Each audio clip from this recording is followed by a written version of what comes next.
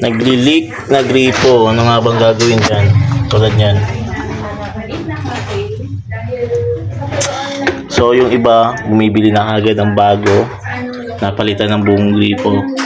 Pero dahil, ay putik. Tumi.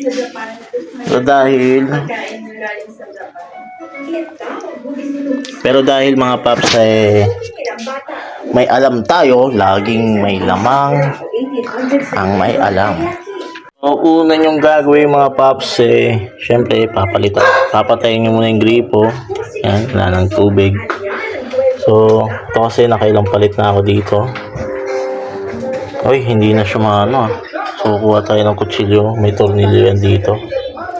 So, kuha muna tayong kutsilyo mga paps.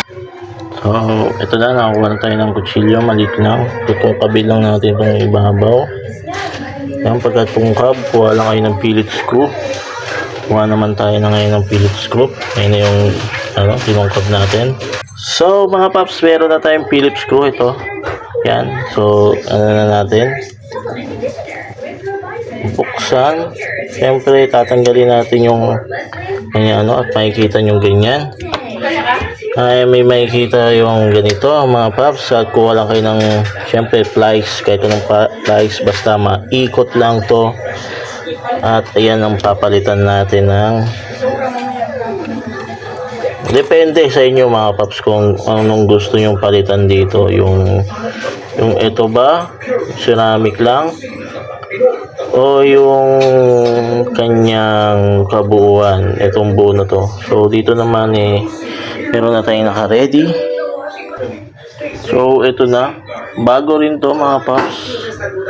Yan, bago rin siya. Actually, dati rin tong angle bulb. Yan. Yan na siya. Tapos, yan. Yung loob. So, bago to. Bago natin, lagay, linisan muna natin ng bahagya mga papsi.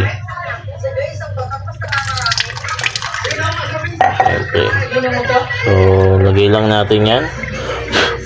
Makakabili pala kayo nito sa Ace Hardware. Siguro nasa 130 to 150 pesos yan. Pero hindi pa kasama tong handle. Yan. Pero dahil marami naman tayo yan. Yan.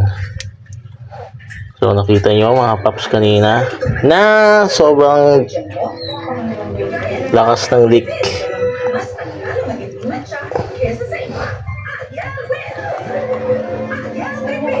Yan.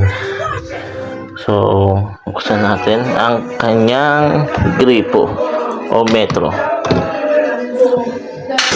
So, mga paps, nabuksan na natin ang gripo at ito na. So, nakikita nyo, wala ng mga tulo-tulo unlike kanina, mga paps.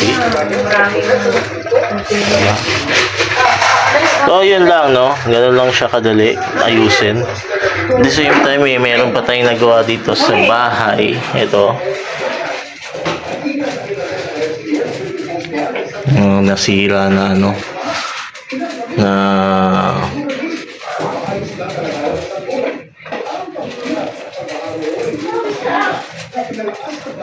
ang tawag dyan? Nakalimutan ko na. Basta yun na yung mga paps. Mental block na ako. So, yun lang mga paps. So, for the vlog for today. For tutorial naman. Alright. So, yun lamang. Malaking tipid to dahil sa sobrang mahal ng bilihin ngayon. At hanggang dito na lang muli. Kita nyo na. Walang mga likyan. Walang likyan mga paps. Diba? Ayan, ganito. May likyan ganito mga paps. So, yan. Naman ganyan. Siguro mga ganito. Yan, ganyan na ganyan ang niya kanina. So, yun. Wala no. Yan lang po. At salamat sa mga nanood ng ating vlog ngayong araw. Actually, minsan na lang ako mag-vlog dahil ang dami na rin ginagawa. Ay, nakita nyo yung aming water heater. Yan. At nakita nyo ang aking bulldog. Lakas kumain yan. Hanggang dito na lang muli.